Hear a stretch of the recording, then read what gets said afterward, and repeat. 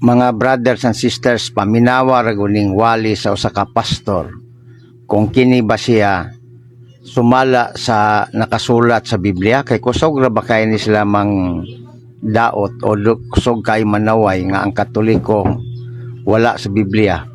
Pero ato ning paminawon siya mga kaigsuonan kung nahaom ba ni sa Biblia ning iyahang winalihan.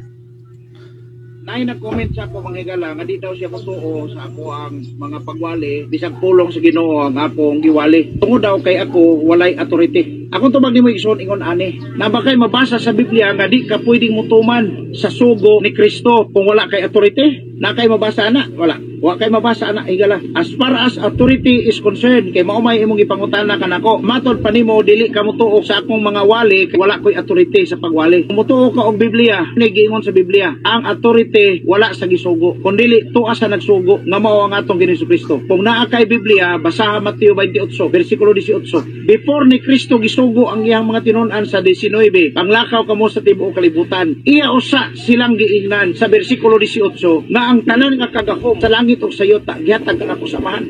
Unsay buti pasabot, anaa kaniya ang autoridad usa dili pwede nga kung ikaw tinun-an sa atong Ginoong Hesukristo dili ka mutuman sa iyang sugo tungod kay siya nga nagsugo kanato gihatagan sa Dios og authority. Kung ang imong gipangita authority sultihan ta ang authority tuwa sa nagsugo kanako nga mao ang atong Ginoong Hesukristo. Okay, Tubago na to mga kaigsunan. Ang unang reaksyon tubag na to, kanang giingon nimo nga gisugo ka ni Kristo, didto ang authority nimo. Asa na mabasa nga gisugo ka ni Kristo?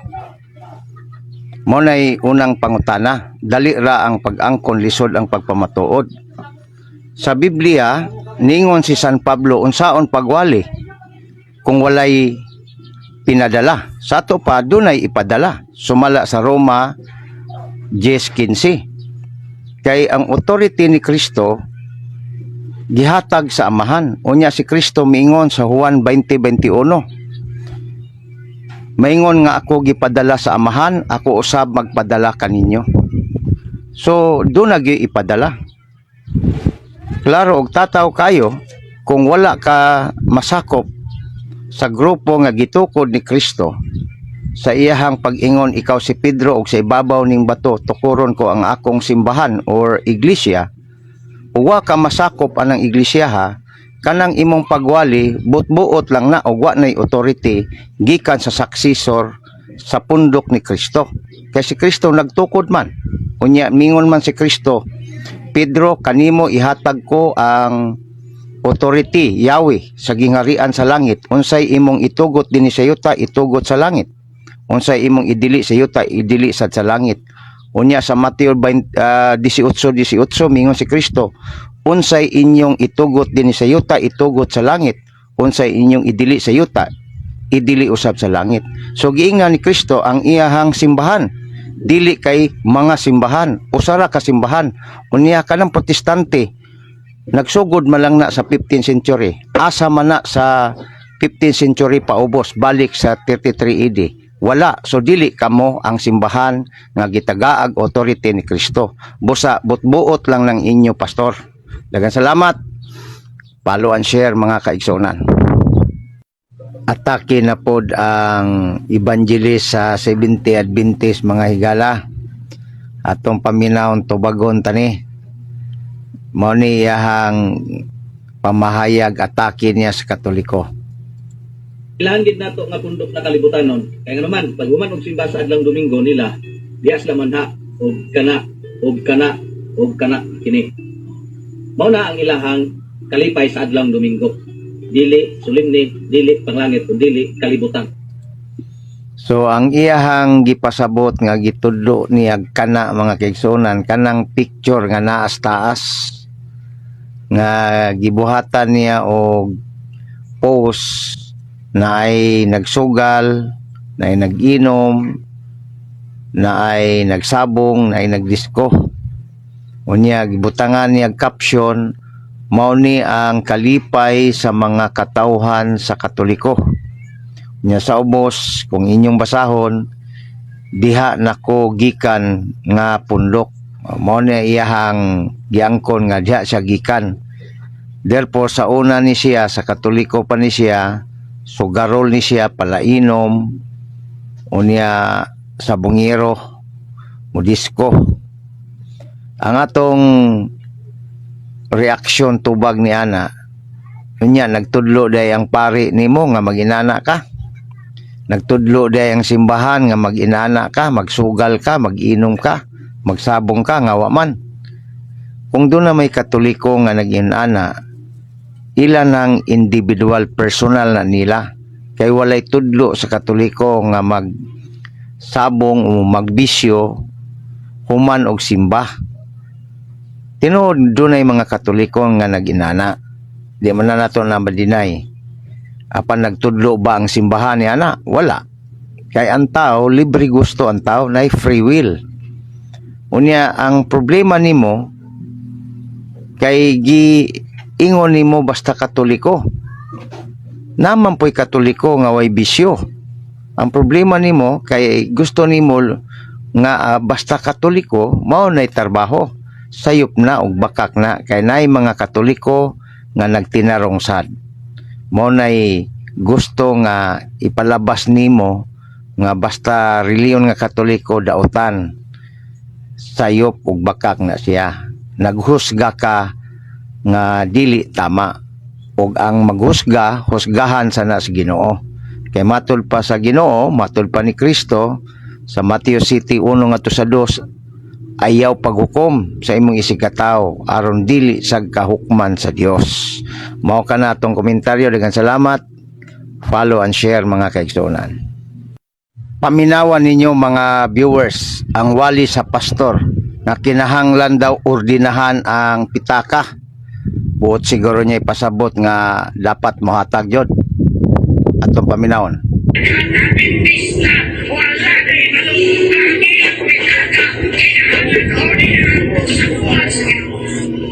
Ang iyang pitaka, matud pa ni pastor, kinahanglan ordinahan sa buhat sa Ginoo. Pastor, asa man na mabasa sa Biblia? Kay sige ra ba mo og panaway sa Katoliko nga ang pagtulunan sa Katoliko dili mabasa sa Biblia. Karon kami na say mangutana, kanang imong giwali nga kinahanglan ordinahan ang pitaka para makahatag diha sa inyong simbahan, asa man na mabasa? Kay kung wala na mabasa sa Biblia, so mo na gama-gama ninyo nga doktrina.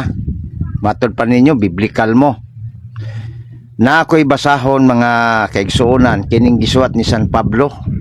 Haom kayo sa giingon ni pastor nga kinahanglan ordinahan ang pitaka aron makahatag. Unyagway pitaka kay 1D18 lang. So wa gyud diway maordinahan ani sang pitaka. So matod pa ni San Pablo sa 2 Corinto 2:17, sa Kristohanon nga katilingban Biblia nag-ingon, apan kinsay angayan sa maong panawagan, sahi sa daghan nga nangwarta ginamit ang pulong sa Dios. So naay mga tao nga nangwarta ginamit ang pulong sa Dios. Mauna mga kaigsuonan, bantayan na ning uban nga sige gwali ordinahan ang pitaka kay aron makahatag. Unyagway pitaka kay 1D18 lang, so wala siya'y ordina sa iyang pitaka. So matod pa ni San Pablo, pagbantay kita kay daghan kayo ng warta ginamit ang pulong sa Dios. Daghang salamat. Follow and share. Paminaw nato ning SDA sa iyahang pahayag. Gitubag niya si Alpi Haba sa iyahang video ni Alpi Haba. Mo ni iyahang portion na atong tubagon mga kaigsuonan.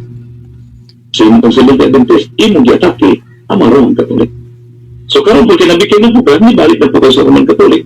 Imo na pong giatake ang Seventh Adventist. Pero imong gihimo karon dili pa kayo na siya. Bukat kay imong pangutanan nimo ang nagbuhat sa pangalan sa Seventh Adventist. Ano ba naman niya natanan? Wala man nalilom sa mga ginasulti man ang mga tanang mga membro. No, ibalo mo ka na. Kaya bisin gani sa Roman Catholic Church. Sa tinuod, pwede mo tayo kabalo din ang nagbuhat sa pangalan sa Roman Catholic, si Ignatius. Si nakagana. Atong 110 AD. Dili po Ginoo may naghimo pangalan, anak. Kaya ang katuyuan ni Ignatius, aron ba mo tukma po sa balang kasulatan na mahimong universal, Catholic. Atong tubagon mga kaigsunan, sayop man ang pag-ingon nga si Ignacio mo'y naghatag og ngalan nga Roman Catholic. Sayop na siya. Nganong sayop man? Ang gihatag ni Ignacio ang termino lamang nga Catholic niadtong 107 to 110 AD. Mo na ang nakasulat nining libro nga Roman Catholic by Reverend Edward K. Taylor sa page 2. Dili Roman Catholic ang iyang gihatag, kundi Catholic lang. O, atong basahon. The church founded by Christ here for the first time, called the Catholic Church. Okay? Atong padayonon. A name clearly used to denote the church throughout the world in union with the see or Diocese of Rome. It was to stress the unity of the universal church that Saint Ignatius invented the name. So ang ngalang Catholic lamang ang gihatag ni Ignacio sa simbahan, dili Roman Catholic. Busa sayop ning iyahang gisulti mga higala. Ang naghatag o gitawag o pangalan jud nga opisyal ang Vatican I niadtong 1870. Niani ning libro nga Discourses of the Apostles' Creed sa page 191 atong basahon. In 1870, at the Vatican Council, the name Roman Catholic Church was proposed, but it was rejected. So, kanang giingon sa SD Evangelist, gireject na. Busa, sayop na siya. Padayon na ito pagbasa. The bishop assembled unanimously decided upon this official name. Unsa mang official name? The Holy Catholic Apostolic Roman Church. So mao na ang official nga ngalan nga gihatag sa simbahan sa mga obispo, tungod kay ang simbahan gitagaan man ni Kristo og authority. Mateo 16, 18-19, Mateo 18, 18. Ingon si Kristo, unsay inyong itugot din sa yuta, itugot ngadto sa langit. Kado ang punto mga kaigsunan, ingon pa niya, gisulti daw nila na ang ngalan 70 Adventist, sila Ellen G. White ang naghatag. Pero ang pangutana, gisulti ba kahapon nila, kining nasulat sa basahon nila nga gitawag o gikan sa kasing-kasing nga sinulat ni Ellen G. White gihapon sa page 5. Gaingon din si Ellen Gold Harmon White kaubang magtutukod sa Iglesia Adventista. Ila pod kahaning gipahibalo gisulti sa ilang membro. Muna atong komentaryo, dengan salamat, follow and share.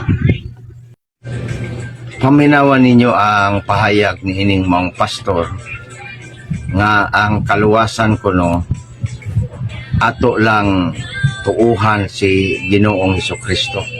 Sakto ba ni mga kaigsuunan? Ato sa siyang paminawon. Kada tuig nagasaulog kita sa kamatayon sa atong Ginoong Hesukristo. Apan pakasusubo kayo nga pamalandungon mga kaigsunan ko kay galaan. Tungod kay pipila lamang ra ang nakadawat sa benepisyo sa kamatayon sa atong Ginoong Hesukristo. didto ibabaw sa krus sa Kalbaryo. Unsa ba ang mga benepisyo sa kamatayon sa atong Ginoong Hesukristo? Number 1, mga higala, imo lamang siyang tuuhan, ingon nga imong personal nga Ginoo ug manuluwas sa imong kinabuhi. Number 1, mapasaylo ang imong mga sala. Nag-ingon Ato sang putlon sa makadiot mga kaigsunan. Ingon nimo pastor, dawaton lang si Kristo, ingon nga personal nga manluluwas, mapasaylo ang sala. Asa man nato ni mabasa sa Biblia nga dawaton lang si Kristo, ingon nga personal nga manluluwas? Nabay nagtudlo ni ini nga apostoles? Kaduha, si Kristo nagtudlo ba nga dawaton lang siya personal nga manluluwas? Maluwas na ang tao? O mao ni ang imohang pagpanudlo nga di mabasa sa Biblia? Pero kusog kay mo saway nga ang panudlo sa Katoliko wala sa Biblia. Wa man tay mabasa ana, naabay mabasa na to ana nga dawaton lang si Kristo nga personal nga manluluwas. Maluwas na. Sunod ato na pong paminahon mga higala. ang iyang mga pulong. If we confess our sins, He is faithful and just to forgive us our sins and to cleanse us from all evil. Kasaligan siya og matarong nga mupasaylo sa atong mga sala. Mao kini ang unang benepisyo mga higala sa kamatayon sa atong Ginoong Hesukristo. Matod pas bala ang kasulatan. Ikaduha nga benepisyo mga higala, imo lang tuuhan si Kristo. Ingon nga imong personal nga Ginoo luwas sa imong kinabuhi. Dili lamang mapasaylo ang imong mga sala, makabaton kag kinabuhing walay katapusan. Okay, ang matod pa niya nga imo lang tuuhan si Kristo nga personal nga manluluwas, makabaton na ka og kaluwasan. Mao ba ni ang gitudlo sa Biblia? Imo lang dawaton nga personal nga manluluwas. Mingon nga kag personal nga manluluwas, pastor. Mura gi eksklusibo nimo ang kaluwasan nga ikaw lang. Personal good, panalitan, personal property. So dili pa nag-iyahon sa lain. So kanang imong pagpanudlo nga personal lang dawaton si Kristo nga personal nga manluluwas, dili na mabasa sa Biblia. Mo na panudlo nga wa sa Biblia mga kaigsunan. Mo na atong komentaryo dengan salamat. Follow and share. Mayong adlaw kanaton tanan mga viewers, mga brothers and sisters. Atong paminahon kining usa ka SDE nga magwawali nga di gyud kawali sa pulong si Ginoo kundi mga taki og simbahang Katoliko. Human ato nin tubagon. Pinakadabis ang pulong sa Ginoo. Naipahayag ni Apostol Pablo nga, iyang gitagna og natuman karon sa atong panahon. Nindot kayo kay ngano naatay kabasihan. Nagingon ni Apostol Pablo nga, dunay mga pundok nga mga tawo nga gisudlan sa dawtang espiritu og nanudlo og bakat. Naagid sa ato karon. Ang tanang mahal adlaw wala man na gitudlo ni Ginoong Hesus og wala na niya gisugo. Nga maghimo ta sa ingon nga awaton nato ang iyang karakter sa luwas sa katawhan. Atong handumon ang iyang pagsakripisyo. Wala. Wala na gisugo ni Kristo nga hinanaon nato siya. So, lastimina. So, iyagin sa demonyo, iyagin sa yawa. Kaya naman, dili sugo sa Ginoo. So sa pagyod, naipagingon ni Apostol Pablo diha sa unang Timoteo na dili sa pagminyo. Bawal sa ilaha ang magminyo ang ilang pangulo. O kay aron daw sa pag-alagad diha sa ilang templo. So wala man na gisugo ni Ginoong Hesus nga dili magminyo ang atong pangulo. Ipaminyo gyud aron dili matintal sa pakigilawas gawas sa kaminyoon. Mao na, mag-rate na lang kay gusto man mo tilaw. So iyagin sa yawa. Tugang pa, takog yun sa atong palibot karon nga panahon sa maladlaw, kadili sila kaon sa karne sa bisan unsa, bisan sa gitugot sa Ginoo. Gibawalan ang mga tao sa pagkaon nini kay para nila magkuasa niya na sa Semana Santa. So demonyo gyud ayaw hug kasuko kay prangka-prangka nga pagkasulti. Basahan nato ang Bible. Unang Timoteo kapitulo 4 bersikulo 1 hangtod sa 3 ang pulong sa Dios. Klaro ang giingon sa Espiritu nga sa kalahiyang mga adlaw ang uban mobiya sa ilang pagtuo sa Dios. Amati sila sa mga pagtulunan sa bakakon o gautan nga mga espiritu. Ini nga mga pagtulunan gitudlo ni adtong mga taong nagpakaron ingon og mga bakakon nga wala hasula sa ilang konsensya.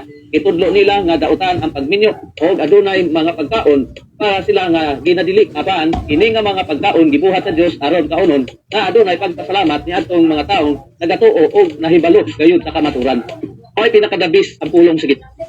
Aton tubagon mga kaigsunan. Unang punto, nganong nasayod man ka Brad Alvin nga kining paghandom sa Katoliko may tungod sa kasakit ni Kristo sa adlaw nga Biyernes Santo, iyan ni siyawa. Nganong nasayod man ka. Duha ra man gud ni ang ato ang kapasanginlan. Nasayod ka kay ikaw ang yawa o nasayod ka kay ikaw ang aliporis, bata-bata sa yawa.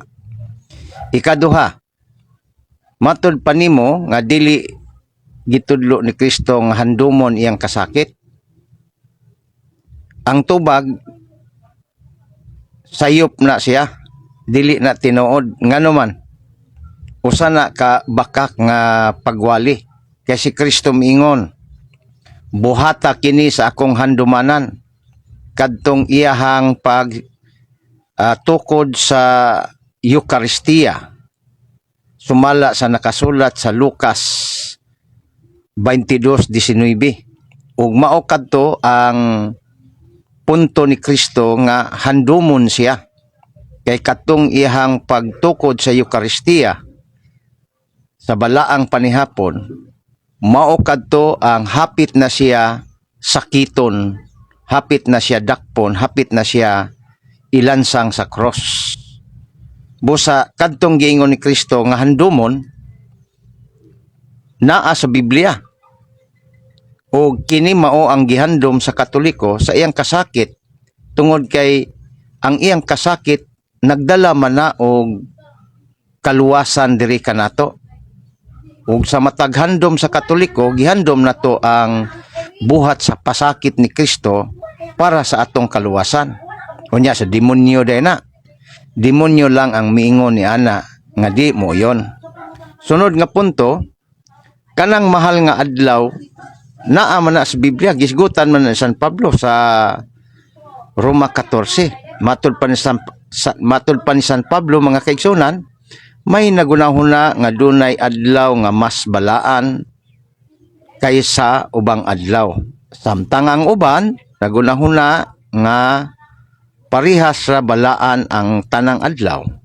Libre ang matag usa sa pagsunod ni hain niini ang hugot niyang gituuhan. So naas Biblia, nya kami nagtuo man mi nga kining mahal nga adlaw mao man ni ang gisgutan ni San Pablo. Tungod kay mao man ni ang kasakit ni Kristo sa paghandom sa Katoliko sa iyahang pagluwas sa katawhan. Ug dili mo mutuo ni ana, inyo na. Ikatulong punto, kanang giingon nimo nga dili pagminyo iya siyawa, dili pagkaog karne iya siyawa. Kana nakasulat sa 1 Timoteo 4:1 ngadto sa 3. Nga matud pa nimo ang mga pari dili magminyo. Ang tubag nato bakak man na. Ngano man, wala may doktrina sa Katoliko nga gidid-an ang pari pagminyo. Kung gusto siyang magminyo, wa siya didi. Dili na lang siya maka celebrate og misa, pero Katoliko gihapon siya, pwede gihapon siyang magminyo. Busa bakak na ang imuhang gisulti. Ikaduhang punto, sunod nga punto mga kaigsunan, matud pa niya di daw pagminyo iya siyawa. Unya, nagtudlo man si Kristo nga dunay mga tawo nga di makaminyo gumikan sa pag-alagad sa gingharian sa langit, siya nga makadawat padawata. But bay pasabot nimo Brad Alvin Sanchez, si Kristo iya siyawa? O ang imong hunahuna lang mo'y nayawaan? Busa mga kaigsunan, ato lang gihatagan og katinawan, tubag, kining mga atake nila. Kung doon naman tay sakit nga pulong nga gibuhian, dili tungod intensyon nato nga personalo nato siya, kundi atong gitubag. Ato lang gitagaan og husay nga sayop ang ilahang mga atakis Katoliko. Kaya kining mga tawhana dili man ni kabungat og wali sa pulong sa Ginoo og dili mohapit og atake. Kay mao man ni ang ilahag yung estilo, atakihon ang Katoliko. Busa gitubag nato mga kaigsunan nga ang pagminyo og ang dili pagkaog karne dili tumong na sa Katoliko nga di gyud mo kaog karne. Ang gisgutan ni San Pablo sa 1 Timoteo 4 mga kaigsuonan na siya gipasabot nga sa ilang panahon dunay mga simay Christian, mga Gnostiko nga dili gyud magminyo kay alang nila dautan kanang hilawas o mo kining mukaon og karne. Busa kining mga gitawag gnostiko ang gipunto ni San Pablo sumala sa pagtan-aw nato sa kasaysayan sa world history by O'Brien page 242 nga ang mga gnostiko mao'y gitumbok ni ini ni San Pablo. Busa sayop og baka kining wali nining maong isdiing atong amigo. Mao na atong tubag, daghang salamat og maayong adlaw kanaton tanan. Nay pangutana ni ining membro sa Seventh Adventist nga magwawali nga asa ko no mabasa nga una iampo ang mga nangamatay, ikaduha kining purgatorio. Atong paminawon tubagon nato mga higala. Nang mamatay, atong pamisahan, kay aron kuno kanang kalaga, matos langit, makuha na gikaldiha sa purgatorio. Ang pangutana, asa man na sa Biblia? Okay, tubagon nato. Unang-una, naana sa 73 books, wala na sa 66.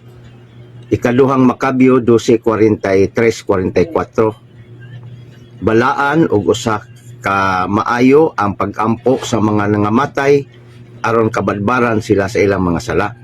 So natubag na ang una nimong pangutana, asa sa Biblia. Ikaduha, basig nangutana ka kanang terminong purgatorio. So ang terminong purgatorio dili nimo makaplagan mabasa ang letra por letra ang purgatorio sa English, Bisaya ug Tagalog. Pero sa Espanyol nga version sa Biblia imong mabasa sa 1 Pedro 3:19. Giingon din ni Alos tales predico mucho tempo el Espíritu de Cristo por boca de Noé, que duro la pabración del arca. El Padre si entiende por cárcel il purgatorio. So ang imong pangutana natubag. Ang problema nimo kung mabasa di man gyapon kamo tuo. Pero gitubag lang gyapon. Karon kami na pod, ako na po'y mangutana nimo kining libro ninyo nga Dakong Away. Ako na po'y mangutana kung asa ni sa Biblia. Dini sa page 308 sa Dakong Away nga libro ninyo nga Seventh Adventist. Giingon dinhi atong basahon. Para klaro kaayo, no? Gituuhan sa mga Adventista nga ang yuta o ang ubang bahin niini mao ang sanktuaryo. Nakasabot sila nga ang paglinis sa sanktuaryo mao ang pagputli sa yuta pinaagi sa mga kalayo sa katapusang dakong adlaw ug mahitabo kini sa ikaduhang pag-anhi.